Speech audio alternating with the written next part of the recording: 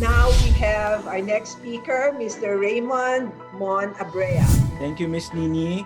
Good morning, good afternoon, good evening, world, and all our kababayans. I'm very, very excited. You know, this is very timely because our president just delivered his fifth SONA. And for most people, syempre, iba-iba yung dating, opinion. But when it comes to investment, doing business, it's very important that we base our decision on facts. And what I promise you is that I'll be sharing with you not just facts, but I'll guide you on how to make use of all this information so that you will see options. So, after the financial exercise with Salve, it's time to dribble. Are you ready to invest? Are you ready to start a business? Don't make that decision now. I want you to stay with me, and as I share my slide, nahanap na nila yung slide ko, but wala pa daw. As I share my slide, I would want you to appreciate and make use of the informations that you will be getting from me. Then after it, you're free to ask any questions, okay? Alam niyo po, when Salve was talking about the value of enjoying life, people, relationship more than money, gusto ko po kayong imbitahan sa YouTube channel niya, Salve Says. Kasi po nung nilaunch namin yung YouTube channel niya with Tito Boy, nag-fast talk kami. Ang tanong ko po, I asked them, Tito Boy and Salve, sabi ko, ako, pera o ako?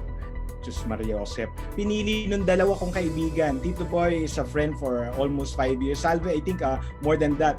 Parehas nilang pinili, pera. Nako, kung dalawa kong kaibigan. But seriously, you don't need a lot of friends. You don't need a lot of money. You only need few good friends. After this session, we are all friends. Hopefully, especially in social media, feel free to follow us, follow our craziness. But you know, 10 years ago, just to give you a background, wala naman nag-uusap tungkol sa tax reform. Lahat takot sa BIR. People are, parang pupunta sila sa ilalim ng mesa kapag pinag-uusapan, Luis.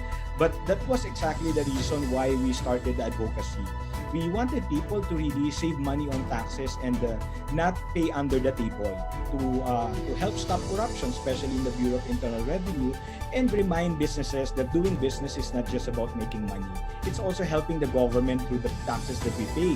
Sabi nga, tax is the lifeblood of the government. So if we can save legally, that's fine, but we have to pay the right taxes. And now we are very proud to say na we have partnered with a lot of business organizations, with DTI, with BIR, with ARTA, the Anti-Red Tape Authority, and we have published several books. No, we have Iwas Buisit, the most recent one, and I'm very happy to share with you na bago pa yung new normal, we started doing a lot of digital content sa social media. Yung hashtag #AskTheTaxWiz, no? Just as a tip, kung nahihiya kayong magtanong, wala pa kayong maisip na tanong, Google nyo lang, let's say, estate tax amnesty, donors tax, then dugtungan nyo ng hashtag #AskTheTaxWiz, magpa-pop up yung article namin, because that was really the advocacy, to educate people, to help them ask the right questions. And of course, you can download our app, mobile app, TaxWiz PH, libre lamang po, Google or App Store. You can ask questions any time of the day. Kahit pa magkaiba tayo ng time zone, we will answer questions, especially when it comes to taxes here in the Philippines. So I hope we'll be getting more questions from all of you, because that's exactly what makes us relevant and what keeps us moving. And while others are seeing this as a crisis, as a dilemma, this pandemic for us specifically, as we push for tax reform and as we encourage our kababayans abroad to consider investing in the Philippines and doing business, we see a lot of opportunities. Sabi nga ni BSP Governor Diokno, it's not new normal, it's an oxymoron daw. It's actually the new economy. And the challenge for all of us is to adapt. Diba? May saying nga, adapt or perish. And don't ever use your age, your background, wherever you are as an excuse, because opportunities is everywhere as long as we open our eyes, as long as we embrace the change. And with the digital economy, sabi nga nung iba, kahit bata o matanda, you can readily adapt. And who would imagine na lahat tayo would see each other here through this webinar?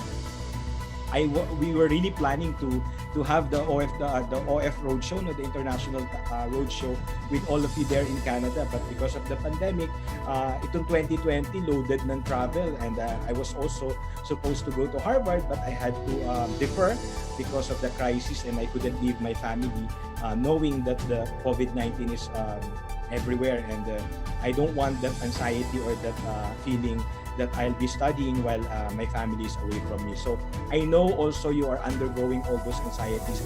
We are all overwhelmed with this feeling of uncertainties, doubt, fear, possibly anger, and some hunger, and we don't really know what will happen. First, we really have to have faith. Don't lose hope, and continue loving your family. At the very least, you don't need it. Money is not important. You have to show your love and support to your family, especially if you are away from them. Give them a call.